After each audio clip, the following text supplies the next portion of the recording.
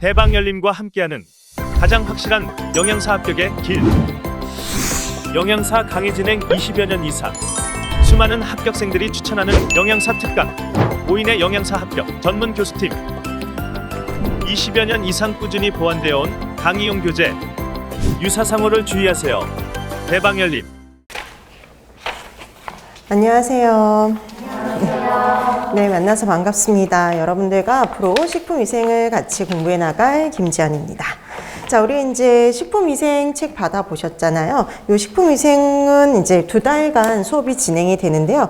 그래서 이 뭐 영양사에도 식품위생이 있고, 그다음에 위생사에서도 식품위생이 있는데, 좀 비중도 다르고 나오는 파트도 조금씩 다른 좀 그런 경향이 있어요. 그래서 이 영양사의 식품위생 같은 경우는 이제 문항수가 줄어들면서 예전에는 20문항 정도 출제가 되는데 지금은 14문항이 출제가 되고 있어요. 그래서 항상 14문항 정도 시험 문제가 출제가 된다라고 보시면 돼요.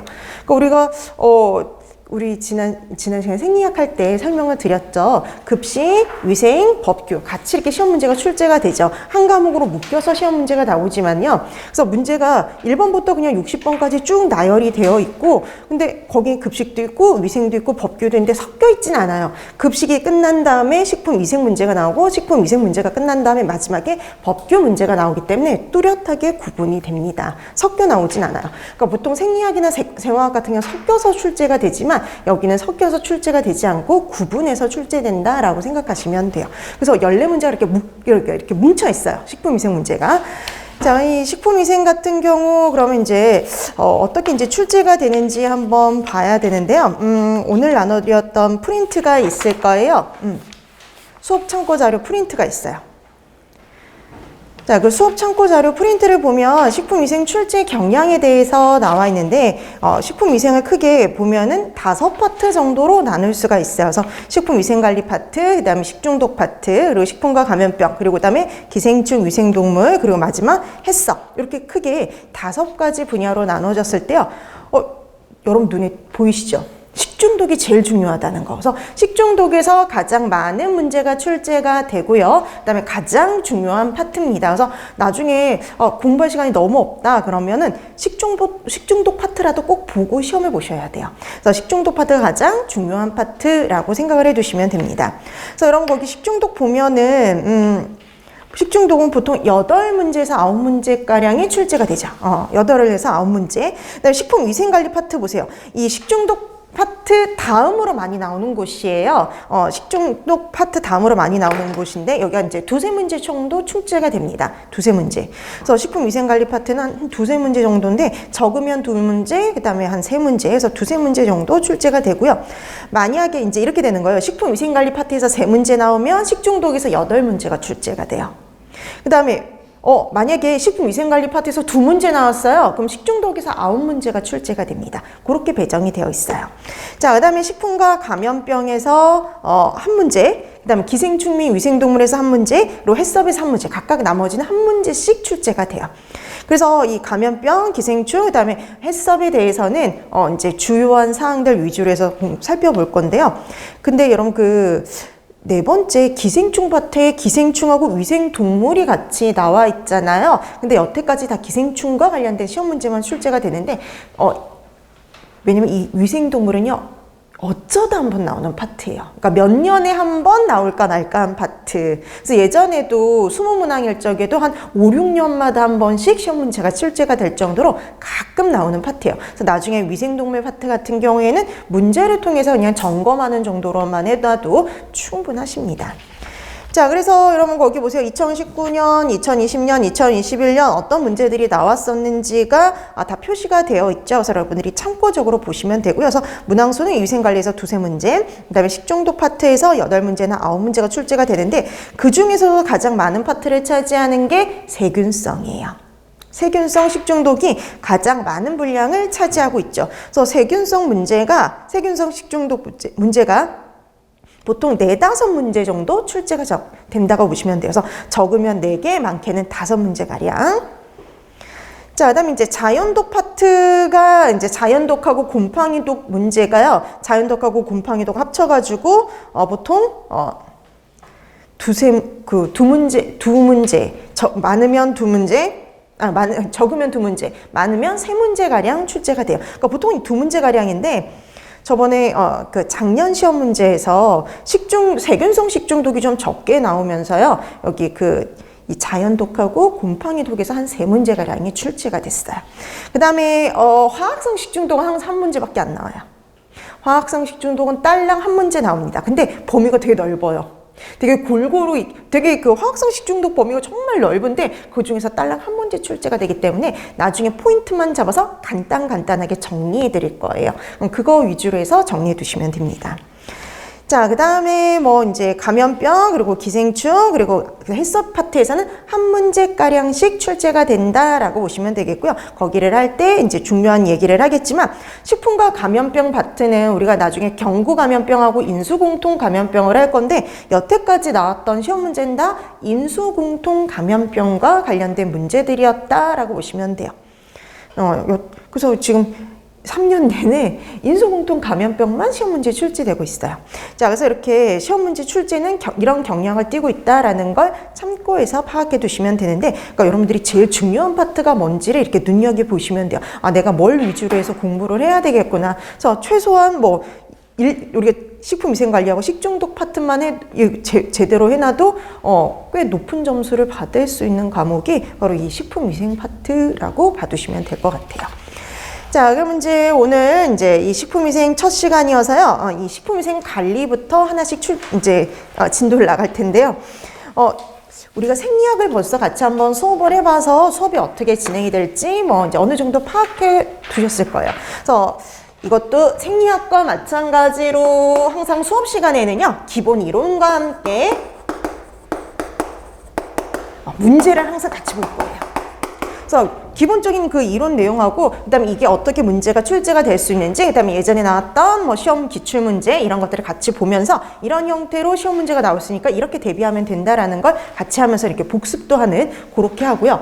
그다음에 이게 또 이 식품위생이라는 것도 이렇게 기본적인 용어, 단어들이 있어요. 그래서 여러분들이 이런 기본적인 용어, 단어들을 파악해 두면 조금은 좀 쉬워질 수가 있거든요. 그래서 이제 그런 것들은 이제 기본적으로 설명을 하기 때문에, 그래서 이제 여러분들이 기본 이론뿐만 아니라 이렇게 문제까지 한번 같이 수업 시간에 같이 진행하시면은요, 그래도 그나마 완벽하게는 모르지만 그래도 어느 정도까지는 파악하는 게 좀 가능하죠. 그 다음에 이제 두 번째 여러분들이 하셔야 될 아주 중요한 게 있죠. 복습이요.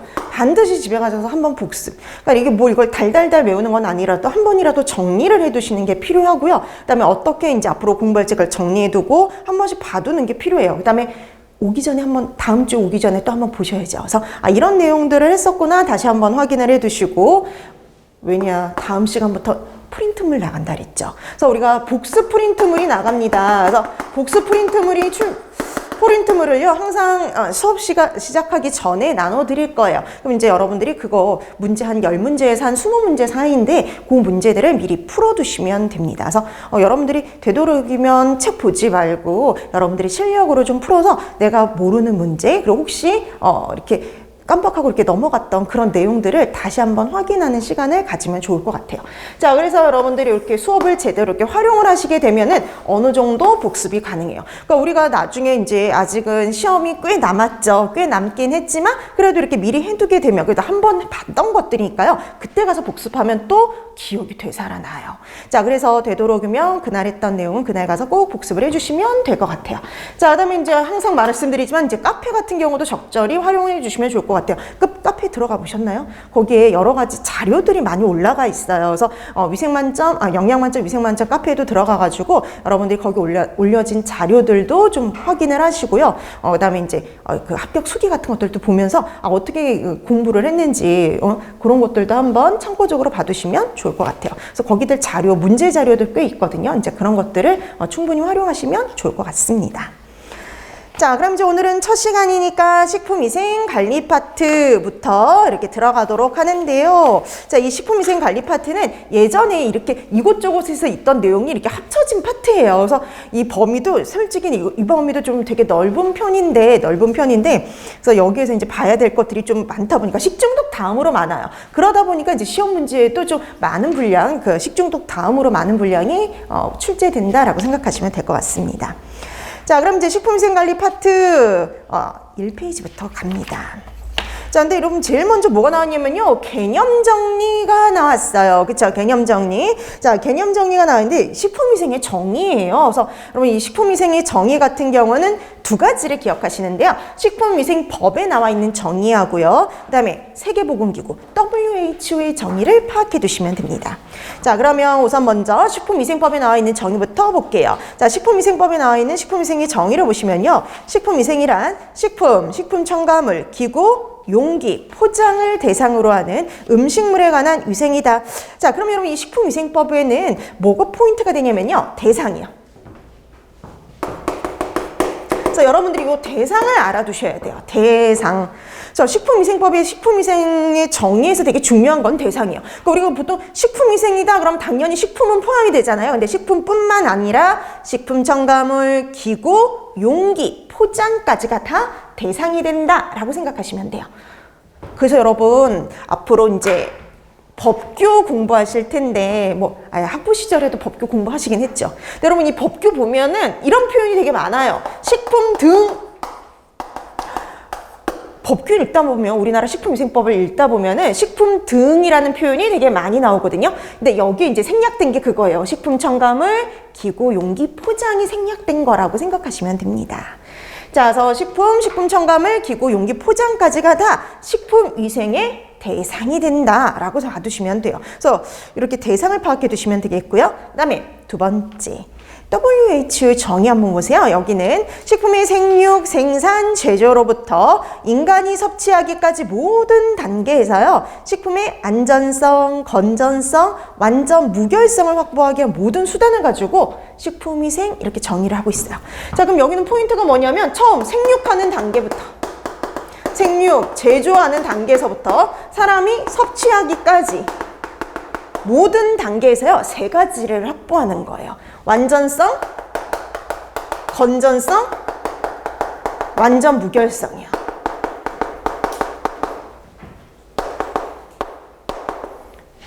안전성, 건전성, 완전 무결성. 자, 그래서 세계보건기구 WHO의 정의는요, 처음부터 생육 단계에서부터요, 사람이 섭취하기까지 모든 단계에서 식품의 안전성, 건전성, 완전 무결성을 확보하기 위한 모든 수단을 가지고 식품위생 이렇게 정의를 하고 있다는 거죠. 그래서 포인트가 되는 단어들을 기억해 두시면 돼요. 안전성, 건전성, 완전 무결성. 처음 제조하는 것부터, 생육하는 단계부터 섭취하기까지 모든 단계에서요. 자, 이렇게 해서 여러분들이 식품위생의 정의에서는 여기를 포인트로 두고 기억을 해두시면 됩니다. 자, 그다음에 식품위생의 목적이 나와 있는데요. 이거는 법규에서 시험 문제가 나왔었어요, 올해. 그래서 이거는 법규에서 중요한 거거든요. 이거는 여기 식품위생의 목적은 식품위생법에 나와 있는 목적이에요. 그래서 작년 시험 문제로 출제가 됐었거든요. 그래서 이거는 여기서는 읽고 넘어가시면 돼요. 식품위생에서는. 이건 법규에서 나왔던 시험 문제인데 한번 보세요. 식품으로 인한 위생상의 위해를 방지하고, 그러니까 우리가 위생상의 위해를 방지해서요. 식품 영양의 질적 향상을 도모하는 겁니다. 그래서 양이 아니라 질적 향상을 도모하고요. 그러니까 우리가 위해가 될 만한 요소를 방지해가지고요. 품질을 향상하는 거예요. 품질. 그래서 품질, 질적 향상을 도모함으로써 국민 보건 향상과 증진에 이바지하겠다. 이게 바로 식품위생의 목적입니다. 자, 그래서 우리는 여기서는 식품위생에서는, 위생학에서는 그냥 읽고 넘어가시면 되고요. 법규에서 좀 더 중요하다라고 보시면 됩니다. 자, 그러면 우리가 식품위생의 목적이 위생상의 위해를 방지하는 거잖아요. 그럼 우리가 위생상의 위해가 될 만한 요소들을 알고 있어야 되겠죠. 그래서 이제 우리 그 밑에 나와 있는 게 바로 위해 요인들입니다. 위해 요인. 자, 그래서 여러분들이 또 거기서 받아야 될 거, 위해 요인. 생성 요인별. 자, 생성 요인별 위해 요인이라고 얘기를 할 수 있는데요. 그럼 이 생성 요인별 위해 요인은 별게 아니라, 이게 어떤 과정을 통해서 만들어진 위해 요인이냐, 이걸 포인트로 뒀다라고 보시면 돼요. 자, 우리가 이런 위해 요인은 크게 세 가지로 나눕니다. 내인성, 그리고 외인성, 그리고 유기성. 위의 요인으로 나눠요. 그래서 내인성, 외인성, 유기성 내지 뭐 유인성. 자, 그래서 여러분들이 이거를 분류하실 수 있어야 돼요. 분류하는 문제 종종 출제가 됩니다. 가장 최근에는 2019년에 출제가 됐었어요. 자, 내인성, 외인성, 유기성 이렇게 세 가지로 분류하는데 이게 세 가지를 이렇게 여러분들이 구분을 하실 수 있어야 되는데요. 내인성이라는 건 이렇게 생각하시면 돼요. 안에 있는 거예요. 식품 안에. 그래서 식품 자체에 유독 유해 성분이 함유되어 있는 경우예요.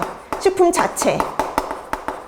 원래 누가 이렇게 주입한 것도 아니고 우연히 묻은 것도 아니고요. 중간에 만들어진 것도 아니고 원래부터 식품에 있었던 거예요. 그래서 식품 자체에 함유되어 있는 유독 유해 성분이라든지 생리작용 물질 이런 애들이 여기에 해당이 돼요. 원래 이것도 식품 자체에 들어있는 거예요. 그래서 원래 식품 자체에 이런 생리작용 물질들이 들어있어요. 뭐 항갑상선, 항비타민성 물질들 이런 것들이 해당이 되는데요. 구체적으로 종류들이 어떤 것들이 있냐면 원래 식품 자체에 들어있는 독성분, 자연독들이요. 식물성, 동물성 자연독들이 여기에 해당이 되죠. 우리 나중에 식중독에서 공부할 식물성, 동물성 자연독들이 여기에 들어가요. 원래 식품 자체에 들어있는 독소들이죠. 보고에 들어있는 보고독이라든지 조개에 들어있는 조개독. 이거는 우리가 일부러 집어넣은 게 아니라 원래부터 보거나 조개에 들어있던 독소들이죠. 그 다음에 여러분 대표적인 또 감자에 싹이 난 데 들어있는 뭐 솔라닌 같은 애들이라든지 독버섯의 독성분 같은 것들 이런 것들이 여기에 해당이 될 수 있죠. 자, 그 다음에 그 외에 대표적인 게 식이성 알레르겐.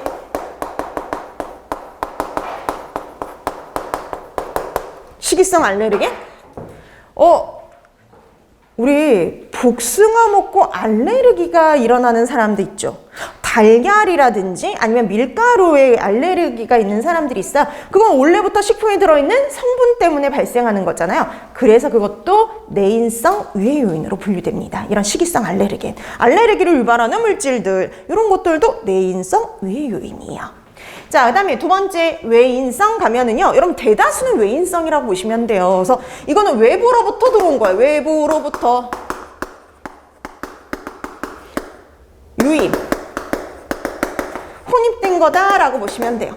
그러니까 이건 외부에서 들어온 거라고 생각하시면 됩니다. 외부에서 들어온 거. 그래서 별게 아니라 그런 거예요. 얘 같은 경우에는 원래 식품 자체에 들어있던 게 아니라 외부에서 유입되거나 혼입되거나 오염된 것을 의미를 하죠. 그래서 여러분 대다수는 외인성 유해요인 이렇게 보시면 돼요. 그럼 외인성 유해요인 미생물은 다 여기에 해당이 돼요. 뭐 식중독균, 감염병의 원인균, 바이러스, 곰팡이, 그 다음에 기생충, 그 다음에 화학성 식중독과 관련된 요인들, 화학성 식중독과 관련된 요인들 다 여기에 해당이 들어갑니다. 그래서 우리 이제 나중에 화학성 식중독에서 공부할 뭐 잔류 농약이라든지 유해 첨가물이라든지 뭐 방사능 물질이라든지 그다음에 여러 가지 뭐 환경오염 물질들, 뭐 기구 용기 포장해서 이렇게 용출될 수 있는 물질 이런 것들이 다 여기에 해당이 돼요. 그래서 화학성 식중독에서 배우는 대다수도요 다 외인성이에요. 그래서 우리가 알고 보면 대다수는 외인성 유해 요인 이렇게 보시면 돼요. 자, 그 다음에 유기성이 있어요. 얘 되게 특이하네요. 분명히 식품 자체에 있던 것도 아니고 외부에서 들어온 것도 아닌데 중간에 만들어지는 물질들이 있어요. 그래서 우리가 식품을 뭐 제조하거나 뭐 가열하거나 조리하거나 뭐 유통하거나 하는 과정 중에 이런 과정 중에 생성되는 물질이라고 보시면 돼요. 그러니까 이게 중간에 만들어지는 물질이에요. 원래는 없던 물질인데 이렇게 중간에 만들어지는 물질을 가지고는 유기성 유해 요인 이렇게 분류를 합니다. 자, 이런 유기성 유해 요인의 대표적인 게 뭐 거기 나와 있는데요. 뭐 식품을 가열할 때 형성되는 뭐 여러 가지 물질들인데요. 우리 분명히 신선한 기름에는 없지만 기름이 산화가 되면은요 유해 물질들이 만들어지죠. 산화유지. 산화된 유지. 예, 들어요. 산화유지. 그 다음에 또 뭐 대표적으로 뭐 우리가 이제 육류라든지 어류 같은 애들을요, 생선 같은 애들을 가열할 때 발생할 수 있는 뭐 해태고리, 아민류. 여러분 책에 있는 순서대로 하는 건데요. 그 다음에 여러분 햄, 베이컨. 여러분 햄이나 베이컨 제조할 때도요, 발암성 물질이 만들어져요. 햄이나 베이컨 만들 때 만들어지는 발암성 물질이 바로 뭐냐면 니트로사민이요. 니트로스 화합물들, 거기 니트로스 화합물 이렇게 되어 있죠? 대표적으로 니트로사민이에요. 그래서 우리 이런 햄 같은 거 제조할 때 아젤산염이라는 발색제를 쓰는데 이 발색제에 의해서 이런 니트로사민이라는 발암성 물질이 만들어져요. 햄 제조할 때. 자, 그 다음에 그 외에 또 뭐가 있냐면 우리 과실주 만들 때도요, 유해 물질이 만들어져요. 과실주 만들 때 생성되는 메탄올이라든지. 자, 그 다음에 여러분 감자 튀길 때도 유해물질이 만들어져요. 감자를 고온으로 조리할 때 만들어지는 아크릴 아마이드. 그 다음에 여러분 이런 말 들어봤어요? 탄음식이요. 탄음식에도요, 발암성 물질이 있다. 우리 탄음식 먹으면요, 암 걸린다는 말 들어보셨나요? 탄음식에도요, 발암성 물질이 뭐가 들어있느냐? 탄음식에서 벤조피렌이 생성이 돼요. 탄음식에서 생성되는 발암성 물질, 그러면 또 벤조피렌입니다. 자, 이런 물질들은 다 식품에 들어있던 성분이 아니에요. 근데 식품을 우리가 가열하거나 조리하거나 뭐 생산하거나 제조하거나 유통하는 과정 중에 이렇게 생성되는 물질들이다라고 보시면 돼요. 이거 외에도 더 있어요. 그래서 더 많은 종류들은 식중독 가서 할 거예요. 그래서 식중독 중에 이런 제조 과정 중에 생성되는 물질들이 있습니다. 자, 그런 물질들을 우리가 유기성, 위해 요인 이렇게 분류한다는 거죠. 자, 그래서 여러분들이 위해 요인을 이렇게 내인성, 외인성, 유기성으로 분류하시면 되겠고요. 그래서 보기 이렇게 주어져요. 다음 중 외인성, 위해 요인에 해당하는 거 찾아라. 이런 형태로 시험 문제가 출제가 됩니다. 그럼 이제 그 보기 중에서 외인성, 위해 요인을 찾아내실 수 있으면 돼요. 자, 이렇게 해서 세 가지를 분류하는 거 연습해 두시면 될 것 같습니다. 자, 이렇게 해서 여러분들이 위해 요인 분류하시면 되겠고요. 그 다음에 이제 두 번째 나오는 게요, 미생물의 종류와 특성이에요. 자, 이 미생물의 종류와 특성에서는요, 기본적인 용어들을 많이 설명해 드릴 거예요. 그래서 나중에 식중독 가서는 그런 용어 설명 하나도 안 해요. 왜냐면 이 미생물의 종류와 특징에서 다 벌써 설명을 했던 내용이니까 그 뒤에 가서는 설명하지 않습니다. 그래서 여기서 기본적인 용어들 꼭 파악하고 넘어가셔야 돼요. 자, 미생물의 종류와 특징 가는데요. 여러분 이렇게 식품에 문제를 일으키는 미생물, 그 다음에 식중독이나 감염병과 관련된 미생물들을 보면은요, 세균도 있고, 그 다음에 바이러스도 있고, 곰팡이도 있고, 효모도 있는데요. 중요도 순을 따지지만 제일 문제가 되는 걸 꼽아라 그러면 세균이에요. 세균이 가장 문제, 그 다음이 곰팡이, 효모, 그 다음에 바이러스는 식품에서는 문제를 일으키지 않지만 요즘에 뭐예요? 감염병이라든지 식중독과 밀접한 관련이 있죠. 그래서 제일 중요한 게 세균. 그래서 세균에서 가장 공부할 게 많고 나머지는 간단하게 파악하는 정도로만 알아두시면 됩니다. 자, 그럼 이제 미생물의 종류와 특징 들어가는데요. 제일 먼저 나온 거 세균 나왔죠. 그래서 먼저 세균부터 보도록 할게요. 자, 거기 세균 해서 세균 밑에 이렇게 설명이 되어 있어요. 세균은요, 미생물 중 원시 핵세포를 가진 단세포 생물이다. 그러니까 이게 원시 핵세포라는 거, 여러분들이 이게 원핵세포, 진핵세포를 생화학 시간에 아마 들어보셨을 거예요. 학교 다니실 적에 아니면 미생물 시간에도 아마 들어보셨을 텐데요. 원시 핵세포라는 거, 원핵세포라는 건요, 되게 특이해요. 이렇게 세포가 있으면 핵막이 없어요. 핵막이 존재하지 않아요. 그럼 핵막이 존재하지 않으면 뭐 DNA나 염색체가 그냥 세포질이 널브러져 있는 형태예요. 그래서 핵이 따로 존재하지 않는 애를 원핵세포, 원시 핵세포라고 얘기를 합니다. 그러니까 실제로 그럼 핵이 존재해요, 안 해요? 핵이 실제 존재하지 않는 거예요. 그래서 중요하지 않아요. 근데 간혹 이거를 질문하시는 분들이 있어서 한번 설명하고 넘어가는 거예요. 그러니까 실제로는 핵이 존재하지는 않는 거예요. 자, 그럼 이제 중요한 건 뭐냐? 단세포 생물이라는 거. 얘는 단세포예요. 그러니까 이 자체의 의미가 중요한 게 아니라 이런 거예요. 그러니까 세포 하나가 균 하나란 소리예요. 세포 하나가 균 하나 이렇게 생각하시면 돼요. 그러니까 세포가 2개 있다? 그럼 균이 2개 있다. 이런 소리가 되는 겁니다. 자, 그런데 우리가 여기서 이제 이 세균과 관련된 용어들이 이제 앞으로 계속 나올 텐데요. 보통 그러면 세포 하나가 균 하나라고 그랬죠. 그래서 평상시에는 균들이 이렇게 세포 상태로 존재를 해요. 자, 이렇게 세포 상태로 존재를 하는 이 균들은 열심히 생명 활동을 하고 균수도 이렇게 점점점 이렇게 늘려나가는 이런 형태의 균이에요. 그래서 일반적인 경우에는 이렇게 세포 상태로 존재한다라고 보시면 돼요. 근데 여러분, 우리 식품위생 공부하면서 이런 단어 들어보셨을 거예요. 아포 내지는 포자. 아포, 포자 같은 말이에요. 그래서 아포, 포자 같은 말인데요. 여러분, 이것도 세균의 한 형태라고 보시면 돼요. 세균의 한 형태라고 생각하시면 되는데, 이 아포, 포자는 뭘 의미를 하느냐면요. 세균이 봤더니 이 주위 환경이 나한테 되게 불리해요. 나하고 내가 좋아하지 않는 환경이에요. 그럴 때 만들어내는 일종의 저항체라고 보시면 돼요. 그래서 일종의 저항체예요. 그래서 이 상태에서는요, 특징이 있어요. 아포, 포자 상태에서는 내열성이 상당히 강해집니다. 내열성이 강하다. 여러분, 내열성이라는 건 뭐냐면 견딘다라는 거거든요. 열에 견디는 성질이 강한 거다. 이렇게 보시면 돼요. 그러니까 열에 강하다라는 의미예요. 자, 그래서 보통 아포, 포자 상태에서는요, 열에 강해요. 그럼 반대로 그냥 세포 상태일 적은 어떨까요? 열에 약합니다. 그래서 일반적인 균들은 이렇게 보통 열에 약해요. 그래서 세포 상태의 균들은 아주 열에 약하다라고 보시면 돼요. 자, 근데 여러분, 이 모든 균들이 아포, 포자를 만들 수 있는 거 절대 아니에요. 여러분, 포자, 아포를 만드는 균은요, 딱 2개만 기억하시면 돼요. 딱 2개.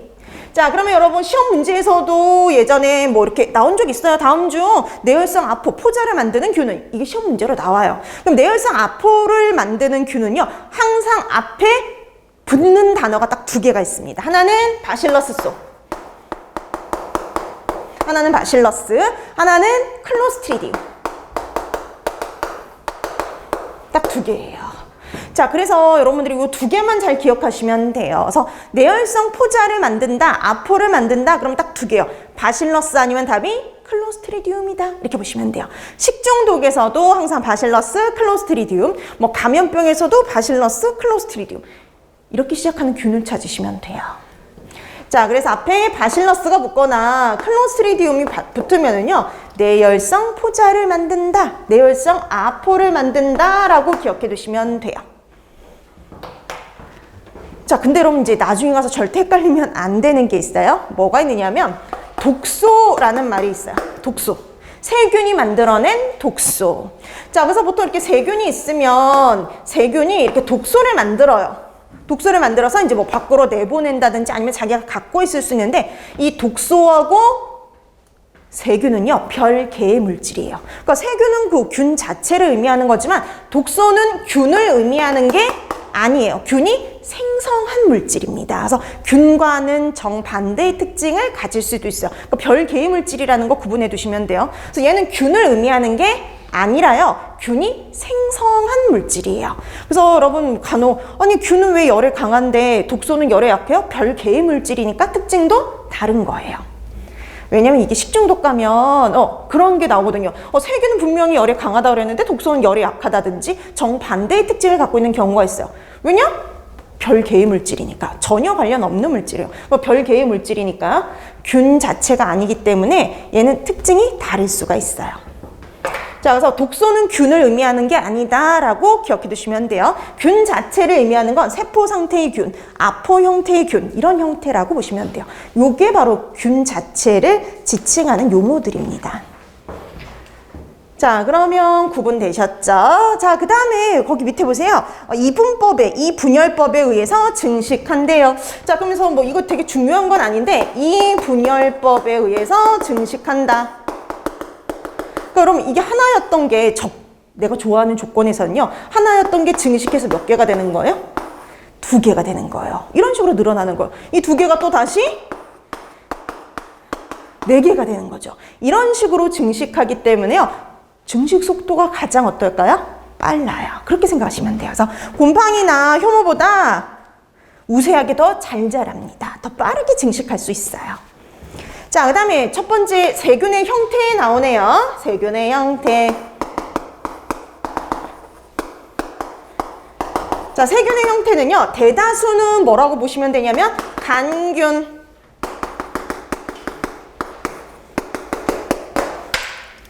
우리 이제 앞으로 이 단어가 되게 많이 나올 거예요. 간균. 간균이라는 말이 되게 자주 나올 텐데요. 그러니까 웬만해서 따로 얘기를 하지 않으면 균들은 다 간균이다 라고 생각하시면 돼요. 간균이 뭐냐면 막대기요, 막대기. 막대기 형태. 이렇게 막대기 형태의 균이다 라고 보시면 돼요. 그러니까 따로 얘기 안 하면 그냥 균들은 그냥 다 간균 이렇게 처리하시면 돼요. 그래서 제가 굳이 이 균의 형태가 뭐예요? 라고 얘기를 안 하면 그냥 다 간균이라고 보시면 돼요. 자, 그 다음에 우리가 구균이 붙는 경우가 있어요. 구균. 그래서 여러분 왜 황색 포도상 구균, 장구균처럼 이름이 있어요. 그래서 이렇게 뭐 황색 포도상 구균, 장구균처럼 뒤에 이렇게 구균 붙은 애들만 뭐라 보시면 돼요? 구균이다 라고 기억하시면 되는데, 근데 우리가 이게 학명으로 시험 문제에서는 유일하게 우리가 영어로 학명 이렇게 영어로 나오는 명칭이 딱 하나 있다 그랬죠. 그게 바로 뭐냐면 균 이름이에요. 그래서 균 이름만 우리가 전체 토탈, 전체 전 과목 중에 영어로 시험 문제에 출제되는 건 딱 하나, 균 이름이거든요. 균이라든지 곰팡이 이름, 이런 것들만 영어로 출제가 되는데, 그래서 그런 영어 명칭을 보고 학명을 보고, 그걸 학명이라고 그러는데, 그 학명을 보고 이게 간균인지 구균인지 구분할 수 있어요. 어떻게 가능하냐?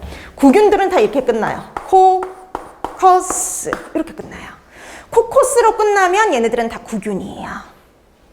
자, 그래서 코코스로 끝나면 이거 구균이구나 이렇게 알아보시면 돼요. 그럼 이거 제외하면 나머지는 다 뭘까요? 간균. 우리가 공부한 애들은요, 간균과 구균으로만 구분해 두시면 돼요. 그러니까 우리가 막 그러니까 우리가 이게 미생물이 아니라 식품 위생이잖아요. 그래서 우리가 공부하는 것들은 간균 아니면 구균 딱 이렇게 두 가지로 분류가 됩니다.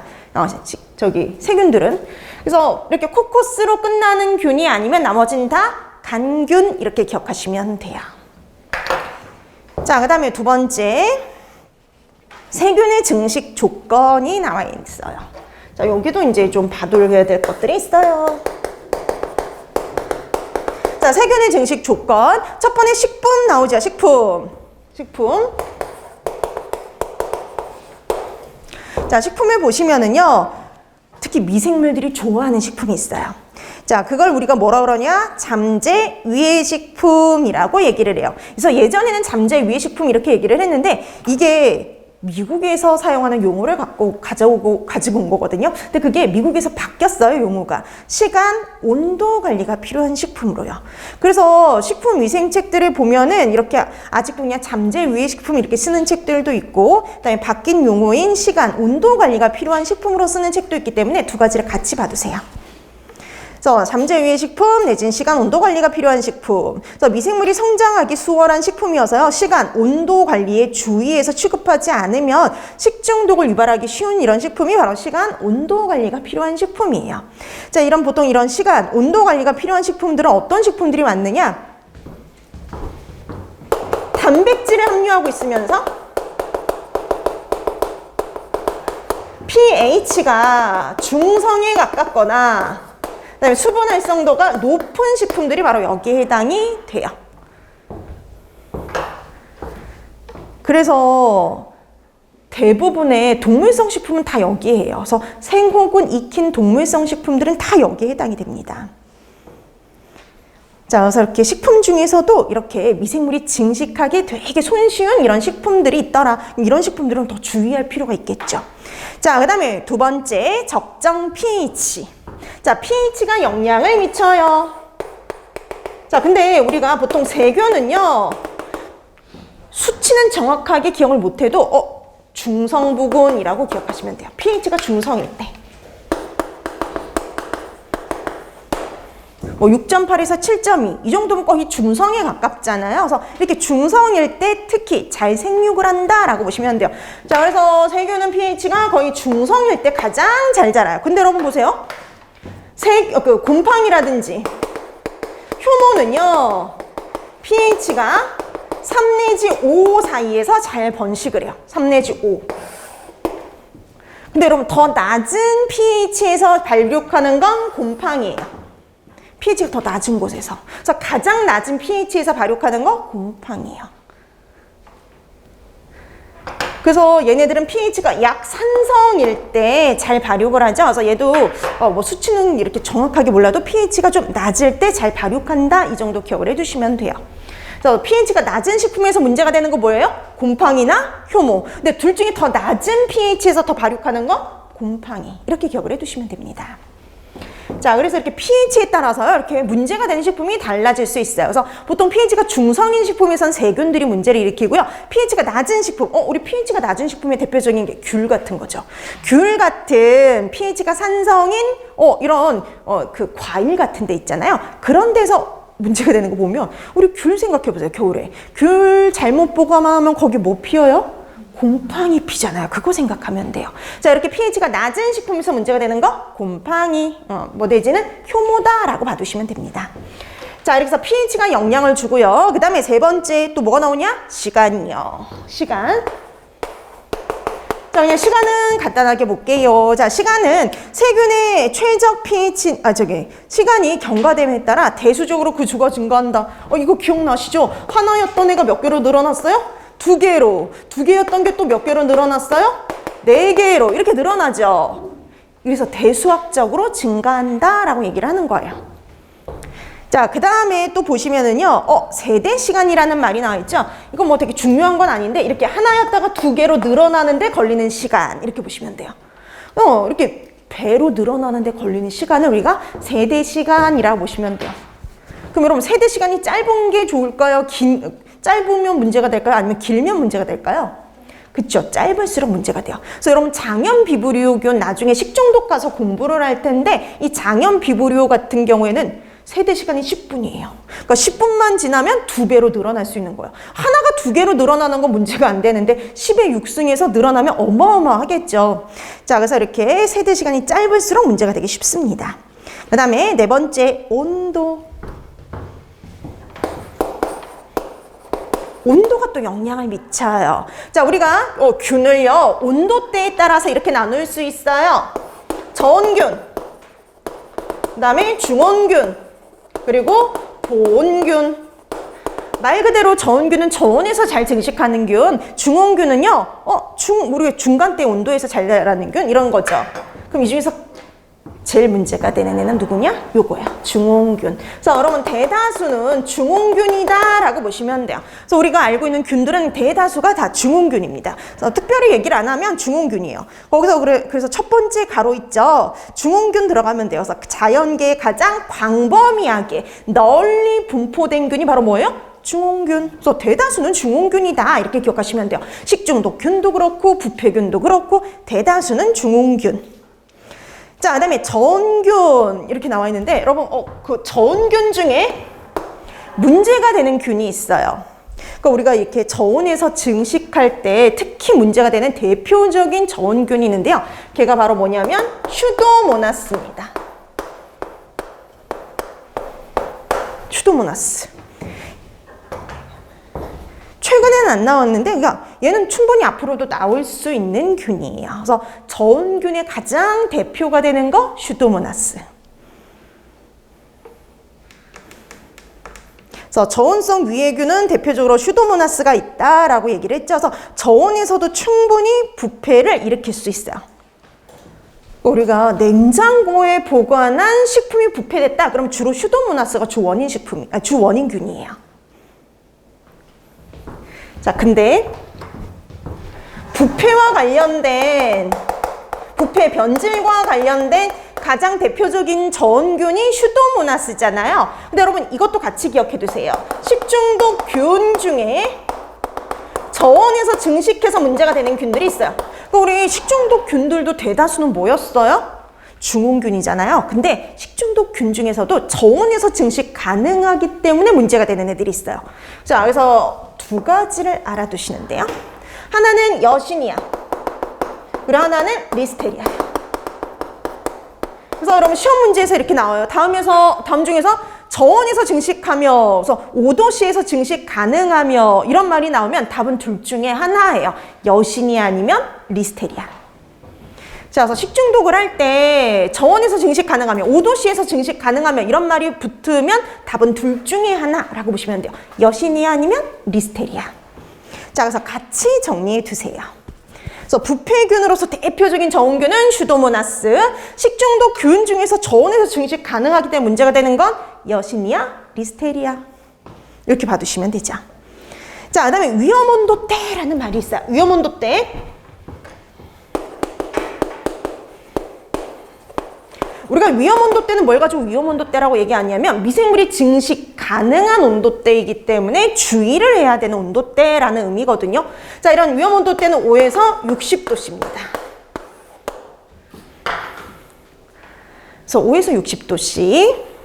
예전에는 이걸 57도로 얘기한 적도 있어요. 근데 이게 또 재밌는 게 항상 식품위생에서는 변함이 없었어요. 5에서 60도씨였는데 단체급식 쪽에서 이제 우리 쪽 그 영양사 단체급식 쪽 파트에서 미국 항상 이 위험온도 때도 어디 걸 갖다 쓰냐면 미국 걸 갖다 쓰는데 미국은 주로 화씨를 써요. 근데 우리는 섭씨를 쓰죠. 그래서 이 화씨를 섭씨로 바꿀 때 계산법에 따라서 예전에는 57도였거든요. 근데 그랬다가 다시 60도로 돌아왔어요. 지금 현재는 그냥 다 모든 단체급식도 그렇고 그다음에 식품위생 쪽도 그렇고 5에서 60도입니다. 5에서 60도예요. 지금 현재는. 자, 그래서 위험온도 때는 그냥 5에서 60도라고 보시면 돼요. 그래서 특히 잠재 유해 식품, 시간 온도 관리가 필요한 식품은요. 절대 위험온도 때에 노출이 되지 않도록 관리를 해야 되죠. 그럼 차가운 식품은 차갑게 5도씨 이하로, 뜨거운 식품은 뜨겁게 60도씨 이상으로 보관을 해야 되겠죠. 자, 저렇게 온도와 관련된 거 확인해 두시면 되겠습니다. 자, 그 다음에요. 5번째 뭐 나오냐면요. 수분 나와요. 자, 수분을 보면 보통 수분이 많으면 많을수록 미생물의 증식이 왕성해지죠. 자, 근데 우리가 이런 수분 중에서도요. 식품 중에서 미생물이 이용할 수 있는 수분이 있어요. 그게 바로 누구냐면 자효수죠. 미생물들은 보통 이런 자효수를 이용을 하는데 이 자효수의 함량을 표시한 게 바로 수분 활성도예요. 수분 활성도. 자, 그래서 여러분들이 이거 나중에 식품학 시간에도 더 자세히 공부할 텐데 뭐 그때는 여러분 수분 활성도의 뭐 정의나 이런 것들은 식품학 시간에 공부할 거여서 굳이 여기서는 다루지 않습니다. 자, 그럼 여기는 뭘 다루냐면요. 우리가 보통 이렇게 수분 함량이 높을수록 보통 증식이 왕성한데 특히 식품 속에 있는 수분 중에 미생물은 자효수를 주로 이용을 해요. 근데 그런 자효수의 함량을 나타내는 게 바로 그 자효수의 비율을 나타내는 게 바로 수분 활성도다라고 봐두시면 됩니다.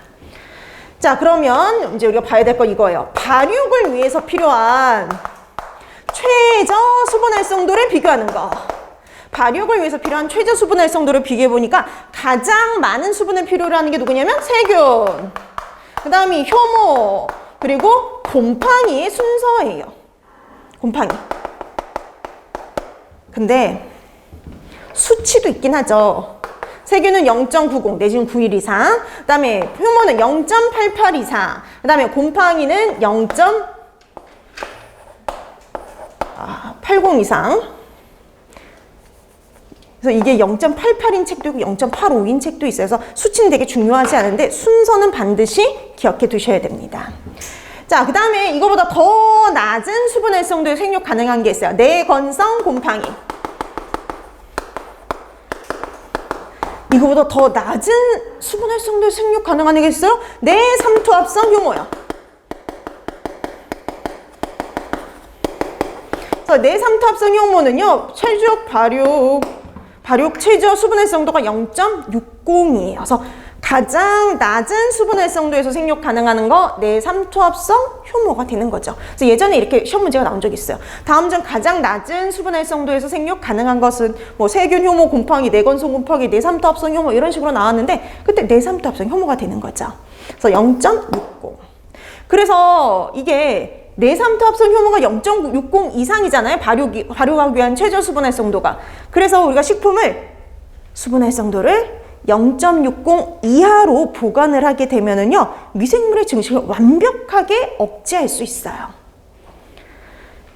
자, 그 다음에 그래서 예전에 이렇게 나온 적이 있는데 우리 쪽은 아닌데 최근에 문제 스타일 중에 뭐가 나왔었냐면 발육을 위해서 필요한 최저 수분 활성도가 가장 낮은 애를 찾아라. 가장 낮은 수분 활성도에서 생육 가능한 애를 찾아라. 이렇게 나왔는데요. 시험 문제 보기가 세균, 효모, 곰팡이 이렇게 나온 게 아니라 살모넬라, 비브리오 이런 식으로 보기가 나왔어요. 근데 그 보기 중에 뭐 찾아야 될까요? 곰팡이를 찾으시면 돼요. 보통 그런 식으로 균 이름으로 나오게 되면은 세균, 효모, 곰팡이만 보기로 나옵니다. 그래서 가장 낮은 수분 활성도에서 생육 가능한 애 찾아라 그러면 뭐 찾으시면 돼요? 곰팡이 이름 찾으시면 돼요. 그래서 여러분들이 보기를 보고 이게 세균인지 효모인지 곰팡이인지를 뭐 하실 수 있어야 될까요? 구분할 수 있어야 돼요. 이제 앞으로 계속 하다 보면 이제 어느 정도 구분이 가능합니다. 자, 이렇게 해서 발육을 위해서 필요한 최저 수분 활성도 이거 비교하실 수 있어야 돼요. 자, 그 다음에 이제 6번째 산소입니다. 마지막 산소.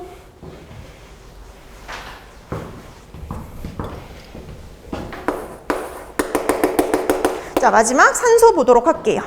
자, 산소 요구성에 따른 미생물의 분류와 종류. 산소 요구성에 따라서요, 우리가 이렇게 나눌 수가 있어요. 호기성, 미호기성, 그 다음에 혐기성, 그리고 통성혐기성. 우리 책에 있는 순서하고 조금 다르죠? 묶어서 이제 같이 보는데요. 그럼 호기성 하면은요, 좋아하는 거예요. 뭘 좋아하냐면 기체, 산소를 좋아해요. 그래서 얘는 반드시 산소가 있어야지만 잘 자라는 균 이렇게 보시면 돼요. 산소가 있어야지만 돼요. 그래서 앞에 간혹 이렇게 붙이기도 합니다. 편성호기성. 이렇게 편성호기성. 편성호기성 내지는 호기성. 그러니까 편성이 붙으면 절대적으로 라는 의미긴 해요. 근데 보통 그냥 호기성, 편성호기성 같이 많이 씁니다. 자, 그래서 호기성. 그럼 반드시 산소가 있어야 돼요. 산소가 있어야지만 잘 자라는 균인데 대부분의 곰팡이는 여기에 해당해요. 그래서 곰팡이는 대부분 다 뭐냐면 호기성이에요. 반드시 산소가 있어야 돼요. 그래서 여러분 곰팡이 피는 곳 보세요. 다 겉에 피죠. 절대 내부에 피지 않아요. 자, 그 다음에 호기성 세균들. 대표적으로 아까 했던 슈도모나스 같은 애들이 해당이 돼요. 뭐 바실러스, 슈도모나스 이런 애들. 자, 그 다음에 미호기성 있죠. 미호기성은요. 산소가 적을 때요. 미미할 때라고 보시면 돼요. 적을 때. 그래서 우리가 우리 공기 중 이렇게 대기 중에 산소가 한 20% 정도인데 얘는 한 1 내지 10%의 산소가 적을 때 잘 자라는 균 이렇게 보시면 돼요. 그러니까 산소가 많아도 안 되고요. 산소가 아예 없어도 안 돼요. 그러니까 산소가 적을 때 잘 생육하는 균을 미호기성 이렇게 얘기를 해요. 자, 근데 여러분 미호기성은 우리가 공부하는 것 중엔 딱 하나 나옵니다. 반드시 이름 기억하셔야 돼요. 시험 문제 벌써 2번이나 출제가 됐어요. 다운종, 미호기성 이런 식으로 해서. 자, 미호기성 그러면요. 식중독균 중에 딱 하나만 기억하시면 됩니다. 캠필로박터. 캠필로박터. 딱 하나밖에 없어요. 자, 그래서 여러분 식중독균 중에요. 우리가 배우는 것 중에 딱 하나 미호기성인 거 요거예요. 캠필로박터. 그래서 미호기성으로 라는 문제 이렇게 단서가 이렇게 붙으면 답이 될 수 있는 거 딱 하나. 캠필로박터밖에 없다라고 이렇게 생각하시면 됩니다. 자, 그다음에 혐기성은요. 아까 얘는 산소가 있어야 됐잖아요. 그럼 얘는 아예 산소가 없어야 돼요. 산소가 없어야지 잘 생육하는 균을 우리가 혐기성이라고 얘기합니다. 앞에 뭘 붙여도 될까요? 얘도 편성을 붙여도 돼요. 편성혐기성. 자, 편성혐기성 그러면 산소가 없을 때 잘 자라는 균인데 우리가 공부하는 애 중에는 딱 하나만 기억하시면 돼요. 클로스트리디움. 클로스트리디움 요거만 기억하시면 돼요. 자, 그래서 앞에 클로스트리디움이 붙는 애들은 편성혐기성이에요. 산소가 없어야지 잘 자라는 균이라고 보시면 됩니다. 자, 그래서 클로스트리디움은요 산소가 없어야지 잘 자라는 균이에요. 자, 그러면 우리 이렇게 해서 클로스트리디움 봐두시면 되고요. 마지막 통성 나오죠. 혐기성 앞에 통성이 붙으면요 산소가 있거나 없거나 상관없어요. 그래서 산소가 있거나 없거나 상관없이 잘 자라는 균이 통성혐기성 이렇게 보시면 되고요. 대다수가 여기에 해당이 돼요. 대다수가 여기다. 그래서 대다수의 세균은 호기성 내지는 통성혐기성 이렇게 봐두시면 됩니다. 그래서 웬만한 걸 제가 이렇게 붙이지 않으면요. 웬만해서는 다 호기성, 통성혐기성이에요. 그 다음에 특별한 애들은 여기 있잖아요. 앞에 캠필로바터가 붙으면 미오기성, 그 다음에 클로스트리디움이 붙으면 현기성, 이렇게 구분해 두시면 됩니다. 그걸 빼고는 대다수는 호기성 내지는 통성현기성, 이렇게 봐두시면 되죠.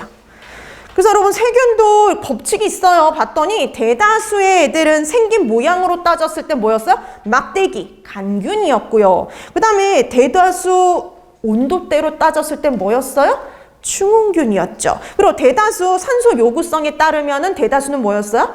호기성 내지는 통성염기성, 이렇게 정리해 두시면 돼요. 그래서 굳이 따로 얘기를 안 하면 다 일반적인 거 그냥 그대로 쫓아간다라고 생각하시면 됩니다. 그 다음에 여러분 이거 반드시 기억하셔야죠. 뭘 기억해야 되냐면 독특한 애들은 꼭 기억해 두셔야 돼요. 나머지는 거의 호기성 내지는 통성염기성인데 특이하게 미호기성인 애 딱 하나밖에 없죠. 뭐였어요? 캠필로박터. 그 다음에 특이하게 산소가 없는 환경에서 잘 자라는 현기성 있죠. 뭐였어요? 클로스트리디움. 이렇게 하나밖에 없는 애들은 반드시 따로 기억을 해 두셔야 돼요. 그 다음에 우리 저온균 있었죠. 대다수는 중온균인데 대표적인 저온균 있었죠. 부패균. 뭐였었냐면 슈도모나스. 그쵸? 대표적인 저온균. 이런 애들은 따로 기억을 해 두셔야 돼요. 자, 그래서 그런 것들 따로 기억해 두시면 되겠고요. 그거 외에는 나머지는 일반적인 것들을 봐두시면 됩니다. 그 다음에 여러분 포자, 아포를 만드는 균은 딱 2개밖에 없었죠. 앞에 뭐 붙는 경우였어요? 바실러스 아니면 클로스트리디움. 그쵸? 그럼 여러분 이렇게 문제가 연결해 나올 수 있어요. 다음 중 내열성 아포를 형성하는 편성염기성균은 이렇게 나올 수 있죠. 같이 연결해서. 그럼 내열성 포자를 만든다 그러면 바실러스하고 클로스트리디움밖에 없어요. 근데 그 중에 편성염기성이다 그러면 답은 뭐가 될까요? 클로스트리디움이 되는 거죠. 그렇게 연결이 될 수 있는 거예요. 그러니까 문제가 정말 무궁무진한 거여서 되게 다양한 문제가 출제가 될 수 있습니다. 자, 이렇게 해서 미생물의 증식에 영향을 주는 요소들도 간혹씩 시험 문제 나왔던 파트예요. 그래서 이 내용들 이렇게 정리해 두시면 되겠습니다. 자, 우선 여기까지 하고요. 조금 쉬었다가 하도록 할게요.